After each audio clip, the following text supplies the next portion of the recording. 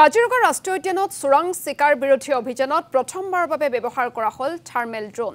বানৰ সময়ত বন্যপ্ৰাণীৰ সুৰক্ষাৰ প্ৰতি লক্ষ্য ৰাখি এই বিশেষ প্ৰযুক্তি ব্যৱহাৰ কৰিছে উদ্যান কৰ্তৃপক্ষই। নেখাৰ ভাগত চোৰাং চিকাৰীৰ দুষ্কাৰ্য ৰোধৰ উদ্দেশ্যে নাইট ভিজন থাৰ্মেল ড্ৰোনৰ সহায় লৈছে উদ্যান কৰ্তৃপক্ষই।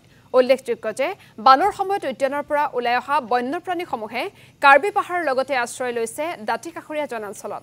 এই বন্যপ্ৰাণীসমূহৰ সুৰক্ষাৰ বাবে দিনে নিশাই অধিক সতৰ্কতাৰে ব্যৱস্থা গ্ৰহণ কৰিছে উদ্যান কৰ্তৃপক্ষই।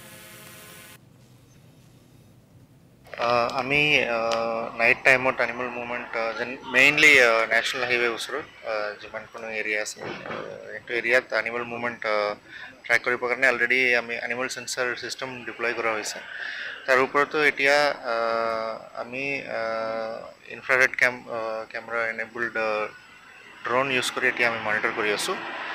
এনিমেল মুভমেণ্ট যেতিয়া এনিমেল ৰাষ্ট্ৰীয় ঘাইপথ ওচৰত আহিব তেতিয়া আমি ইমিডিয়েটলি ৰাষ্ট্ৰীয় ঘাইপথ মেনেজমেণ্টৰ আৰু অলপ সাৱধান থাকিবলৈ আমি এইটো কৰোঁ। আৰু এডিশ্যনেলি আমাৰ মেন পাৱাৰ ডিপ্লয় কৰা হৈছে, পাহাৰৰ ওপৰতো কৰা হৈছে আৰু আমাৰ বৰ্ডাৰ এৰিয়া গোটেইকেইটা কৰা হৈছে। তাতো এনিমেল মুভমেণ্ট ফিজিকেলিও আমি